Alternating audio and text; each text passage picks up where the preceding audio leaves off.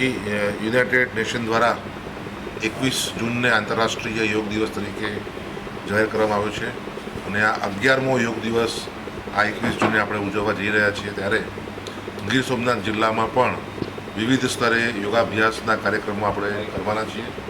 જે પૈકી મુખ્યત્વે ડિસ્ટ્રિક્ટ લેવલનો જે પ્રોગ્રામ છે તે સોમનાથ મંદિરના પરિસરમાં જે કાયમ આપણે કરીએ છીએ તે જગ્યાએ જિલ્લા કક્ષાનો આપણે કાર્યક્રમ કરનાર છીએ.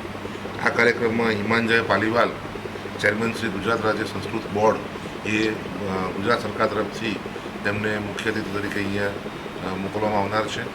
આ ઉપરાંત આપણા માન્ય સાંસદશ્રી, તમામ માન્ય ઓલ ધારાસભ્યો, ચારેચારશ્રી, આપણા જિલ્લા પંચાયત પ્રમુખશ્રી, નગરપાલિકાના પ્રમુખશ્રી, આ તમામ લોકો આ કાર્યક્રમમાં ઉપસ્થિત રહીને યોગાભ્યાસ કરનાર છે. સવારે લગભગ 6:30 વાગે માન્ય મુખ્યમંત્રીશ્રી સંબોધન કરશે. તમામ જેટલા બી યોગાભ્યાસીઓ છીએ એ તમામને સવારે 6:30 કલાકે ઓનલાઈન પ્રવચન કરશે.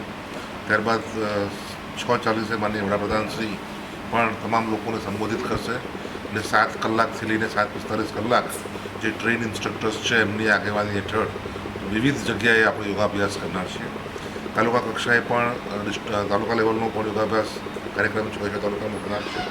આ ઉપરાંત શાળાઓ જે આપણી છે, પ્રાથમિક અને માધ્યમિક શાળાઓ, આપણા હેલ્થ સેન્ટર્સ છે, આપણી આંગણવાડી કેન્દ્રો છે, આપણા પોલીસ સ્ટેશન છે, આ તમામ જગ્યાએ યોગાભ્યાસ કરનાર છે. ઉપરાંત જે સામાજિક સંસ્થાઓ જે યોગાભ્યાસ સાથે સંકળાયેલી છે તે સંસ્થાઓ દ્વારા પણ વિવિધ કક્ષાએ યોગાભ્યાસનો કાર્યક્રમ કરવાના છે.